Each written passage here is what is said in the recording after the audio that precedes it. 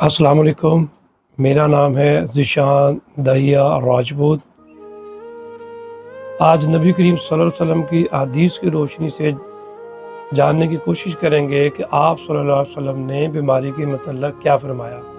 सही बुखारी और सही मुस्लिम की एक हदीस है जिसमें नबी करीम सल्लल्लाहु अलैहि वसल्लम फरमाया, जब भी किसी मोमिन मर्द औरत को जब भी कोई तकलीफ़, बीमारी, रंज व गम, अज़ियत, यहाँ तक कि कोई कांटा भी चुभ जाए तो अल्लाह ताला उसके बदले उसके गुनाहों को माफ़ फरमा देते हैं।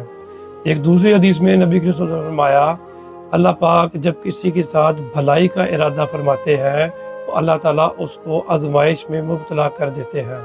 बीमारी नेक लोगों की पहचान है। अंबिया अलैहिस्सलाम और सहाबा रिज़वानुल्लाह अलैहिम की ज़िंदगियाँ भी बीमारियों से गुजरी। हज़रत अय्यूब अलैहिस्सलाम की बीमारी, फिर उस पर उनका सब्र हमारे लिए एक बेहतरीन रोशन मिसाल है। बीमारी अल्लाह से कुर्ब का ज़रिया है। जब भी इंसान किसी बीमारी में मुब्तला होता है तो वो तवज्जो खुशू के साथ अल्लाह की तरफ मतवज्जो होता है। उसकी दुआएं ज़्यादा खलूस से निकलती हैं। वो अल्लाह को पुकारने लगता है, तौबा करता है और अपने आप को बेहतर बनाने की कोशिश करता है। बीमारी दिल को नरम करती है, नफ्स को झुकाती है और इंसान को आखिरत याद दिलाती है।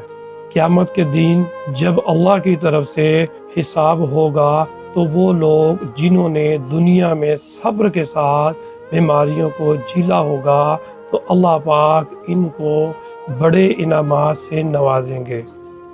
रमज़ी की एक हदीस है, क़यामत वाले दिन जब अल्लाह ताला सब्र करने वाले को इनका अजर बेहिसाब अता फरमाएंगे तो लोग तमन्ना करेंगे कि काश हमें दुनिया में कैंचियों से काटा गया होता।